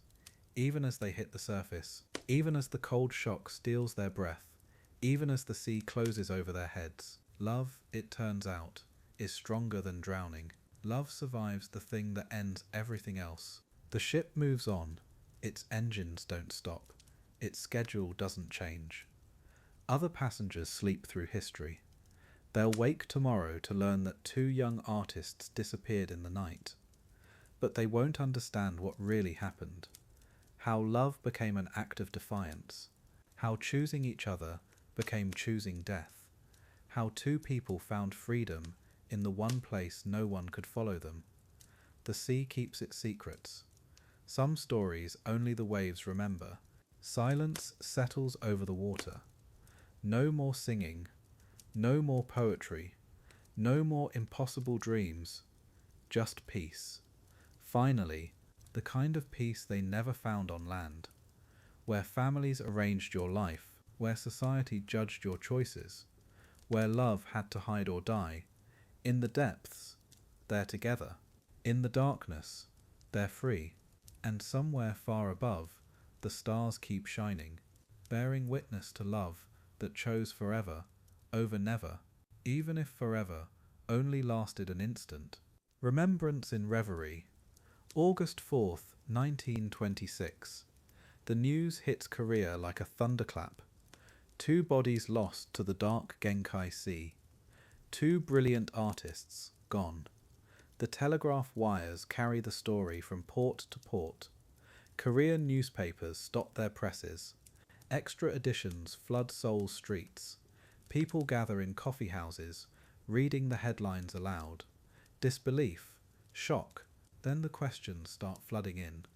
Was it really suicide? Could they have escaped somewhere? But deep down, everyone knows. The lovers who couldn't live apart chose not to live at all. The Korean press goes absolutely wild. Every paper wants the exclusive angle. Some romanticize it, star-crossed lovers, doomed by fate. Others condemn it, selfish waste, abandoning responsibility. The Japanese colonial newspapers take a different tone. They focus on the scandal, the impropriety, a married man, an actress with a questionable reputation. But Korean readers aren't buying that narrative. They see something else entirely. Two people crushed by impossible circumstances. Two artists destroyed by a system that gave them no real choices. The story becomes a mirror for Korea's own trapped situation. What's fascinating and heartbreaking is how quickly the conspiracy theories spread. Some people refuse to believe they're actually dead. Maybe they faked their deaths. Maybe they're living quietly in Shanghai or Paris. The Korean intellectual community desperately wants to believe this version, because accepting their deaths means accepting that Korea's brightest minds saw suicide as their only escape. That's too painful. So the rumors persist for months. Sightings in Manchuria, letters supposedly written from Europe, hope refusing to die, even when no bodies are ever recovered from that cold sea. Since no bodies are found, the families hold memorial services instead of proper funerals, two separate ceremonies. Even in death, they can't be together officially. Sim-dek's service in Seoul draws hundreds. Fellow musicians, actors, students who admired her courage. They sing hymns. She was deeply Christian. But someone starts humming in praise of death, the melody she'd recorded just weeks before. The room falls silent. Everyone knows that song was her goodbye letter, her final performance, her voice carrying all the words she couldn't speak aloud about loving a married man. Woo-jin's memorial is smaller, more formal. His wealthy family controls everything. No mention of suicide, no mention of Sim-deok, just a brilliant young man taken too soon. But his literary friends know better. They whisper about his unpublished poems, his letters describing impossible love, his father's fury about wasted potential. The stark difference between these two services tells you everything about Korean society in 1926. A woman's reputation lives or dies on her personal choices. A man's family can erase inconvenient truths, even from his own funeral. Here's what gets me about timing. Sim-deok's final recording session happens in July. She dies in August. The album releases in September. So while Korea's still reeling from the news, suddenly her voice is everywhere. Radio stations play In Praise of Death constantly. Record stores can't keep copies in stock. It becomes Korea's first genuine pop hit, selling over 100,000 copies. But listen to how people describe hearing it. They don't say they enjoyed the song, they say it haunted them, made them weep. Her voice carries the weight of actual goodbye. The cultural vacuum they leave behind is staggering. Seoul's music scene loses its most talented soprano. The theatre community loses an innovative playwright. But it's deeper than that. They represented something Korea desperately needed, artistic ambition that refused to bow to colonial pressure. Young Koreans who insisted on creating beauty despite occupation. Their deaths send a message nobody wants to hear, that even the most talented, the most determined, the most passionate, sometimes find the world too crushing to survive. That's what terrifies everyone. If they couldn't make it work, who can? Both families immediately go into damage control mode. Woo-jin's father is mortified. His son chose an actress over family honour, chose death over duty. He burns Woo-jin's letters, his unpublished plays, anything connecting him to Sim-deok. In traditional Korean culture, this kind of scandal can destroy entire family lines, business partnerships, marriage prospects for siblings. So they craft a new narrative: mental illness, temporary insanity, anything but deliberate choice, anything but love being stronger than filial obligation, because that challenges the entire foundation of Confucian family structure. Sim-deok's family faces different pressures. They're not wealthy like Woo-jin's clan, can't afford expensive cover-up campaigns. Her sister defends her publicly, says Sim-deok died for artistic freedom, not just romance. But the whispers follow them everywhere.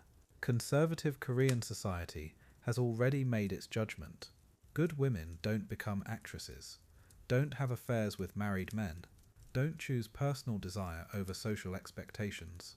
The family tries to emphasize her Christian faith, her musical achievements, but the scandal overshadows everything else. Even her extraordinary talent gets forgotten in the moral panic. Public outrage splits along predictable lines. Traditional Confucians condemn them both. Selfish, irresponsible, setting terrible examples for Korean youth. Some Buddhist leaders are gentler, they speak about suffering, about compassion for souls in pain. But younger Koreans, especially students and artists, see them as martyrs, victims of impossible expectations. People who chose authenticity over hypocrisy. The Japanese colonial government watches nervously. They don't want this story inspiring more reckless behavior among educated Koreans. Sometimes love becomes political resistance, even when that was never the intention. What's incredible is how the scandal evolves into legend. Within months, people are composing poems about them, writing plays. The story gets retold and retold until facts blur into mythology. Some versions make them more innocent, pure love destroyed by cruel society.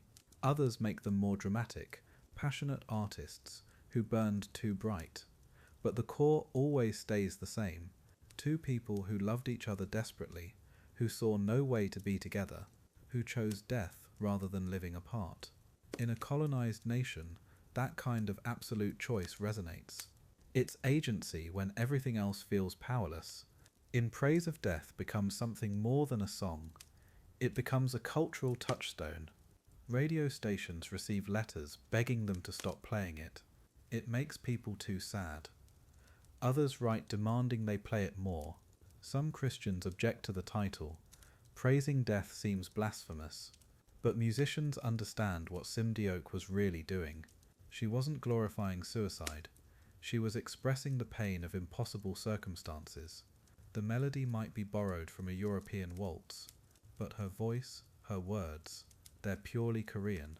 Pain in a specific place and time.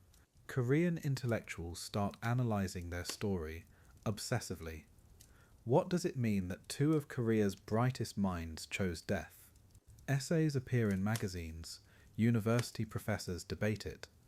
Some argue they were casualties of colonial oppression, young people crushed between Korean tradition and forced modernization. Others see it as personal tragedy, nothing to do with politics. But that's naive.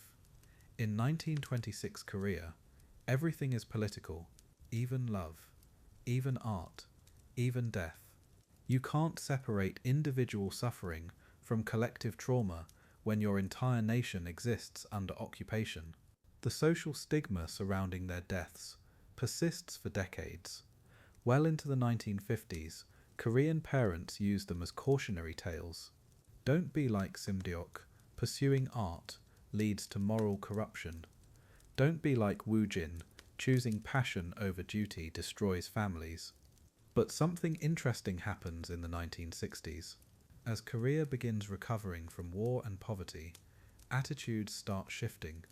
Young people begin seeing them differently, not as warnings about dangerous choices, but as examples of people who refuse to compromise their authentic selves. Cultural heroes instead of moral failures. Their story becomes a mirror that each generation looks into and sees something different. The 1920s saw scandal. The 1940s saw waste. The 1960s saw romance. The 1980s saw artistic courage.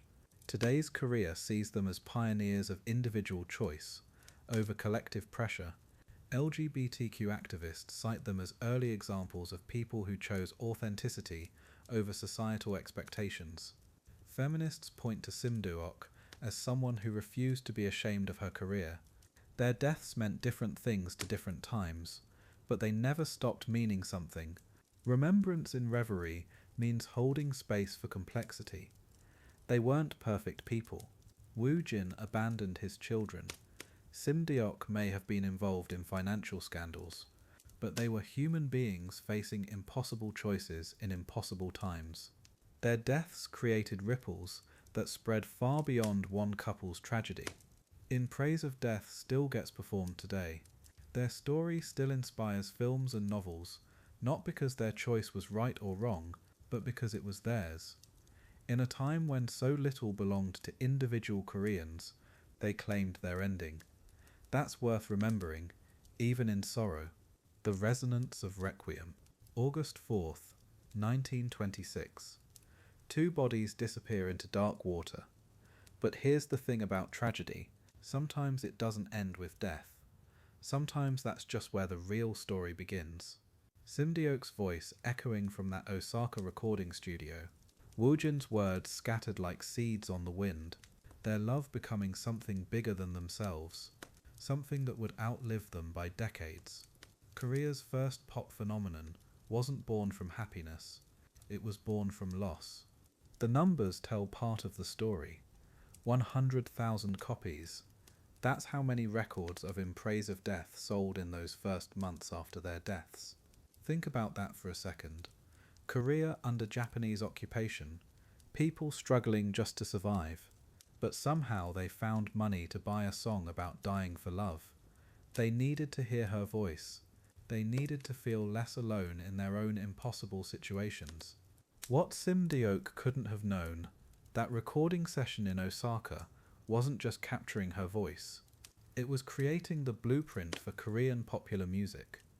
The raw emotion, the personal storytelling, the way she transformed a European waltz into something distinctly Korean and heartbreaking. Every K-pop ballad that makes you cry, every Korean artist pouring their pain into melody, they're walking a path she carved with her last song. Their story became a mirror. Everyone who heard it saw their own trapped life reflected back. The arranged marriages, the family expectations, the dreams deferred, the love that couldn't survive societal pressure. In 1920s Korea, under occupation, with traditional values crushing individual choice, Sim-deok and Woo-jin weren't just lovers, they were symbols of an entire generation caught between worlds. Their tragedy was everyone's tragedy, amplified. The song itself became something almost mystical. People whispered that singing In Praise of Death brought bad luck. Others said it was too powerful, too raw to perform casually. For decades, Korean singers approached it like handling sacred fire, because it wasn't just a song anymore. It was a shrine to impossible love, a musical gravestone, a 3-minute monument to choosing death over compromise. Woo-jin's father tried to erase his son's literary legacy, burning manuscripts in shame and anger. But you can't burn a song that's already in people's hearts. You can't destroy a story that's already become legend. While his father was destroying evidence of Woo-jin's artistic ambitions, the public was turning those ambitions into something immortal. The very thing his father feared most became the only thing about his son that survived. Here's what gets me. They never got to see what they'd created. Sim-deok died thinking she was a failed artist, her reputation destroyed by scandal. Woo-jin died believing he'd disappointed everyone who mattered. Neither knew they were about to become the most famous lovers in Korean history. Sometimes the most profound impact happens after we're gone. Sometimes our greatest success is invisible to us while we're living it. The ripple effects kept spreading. Korean filmmakers in the decades that followed, they kept returning to this story. Writers found new angles, musicians covered the song. Each generation discovered something different in their tragedy. In the 1960s, it was about breaking social conventions. In the 1980s, it was about artistic freedom under political oppression. In the 2000s, it became about following your heart, despite impossible odds. The 2018 Korean drama, The Hymn of Death, introduced Sim-deok and Woo-jin to younger viewers who'd never heard their names. Suddenly, teenagers were streaming their story, crying over a romance that happened nearly a century ago. That's the power of love that defies everything. It doesn't age. It doesn't become irrelevant. Each new generation finds themselves in that ancient pain, that timeless choice between safety and authenticity. What they achieved in death, they could never have achieved in life. If Sim-deok had lived, she might have remained a forgotten soprano, overshadowed by scandal. If Woo-jin had lived, his plays might have gathered dust in archives. But dying together, dying for love, dying young, it crystallized everything they represented into something pure and eternal. Their sacrifice became their masterpiece. Think about every Korean ballad you've heard that breaks your heart. Every K-drama romance that makes you believe in impossible love. Every Korean artist who's ever sung about choosing authenticity over safety. Sim-deok and Woo-jin are the spiritual ancestors of all of it. They showed that Korean art could be deeply personal, devastatingly honest, and universally moving. They proved that vulnerability could be strength. Their story asks uncomfortable questions we're still wrestling with. How much should we sacrifice for family approval? When is it right to choose love over duty? What do we owe to society versus what we owe to ourselves? In 1926, those questions had different stakes, but they're still the questions keeping people awake at night, still the choices tearing people apart. Their tragedy is timeless because the conflicts that killed them are still killing people. The most haunting part, we have her voice preserved. That recording from Osaka still exists. You can listen to Sim-deok singing about death and longing, knowing that within weeks she'd be gone. There's something almost unbearable about hearing someone sing their own future. Her voice carries a weight she didn't even know she was carrying. It's her musical suicide note preserved forever. Every artist who's ever felt trapped between commercial success and artistic integrity, they're walking in Sim-deok's footsteps. Every writer who struggled against family expectations, they're echoing Woo-jin's pain.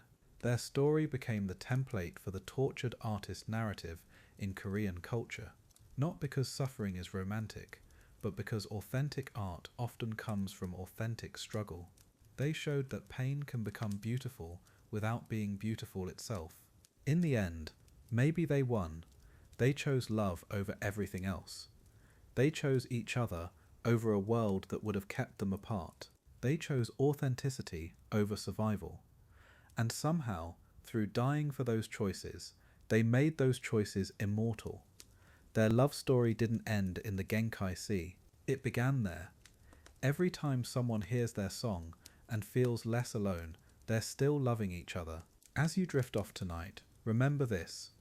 Love that chooses itself over everything else doesn't always survive in life, but it can survive in memory, in music, in stories that refuse to be forgotten. Sim-deok and Woo-jin lost everything except the thing that mattered most to them.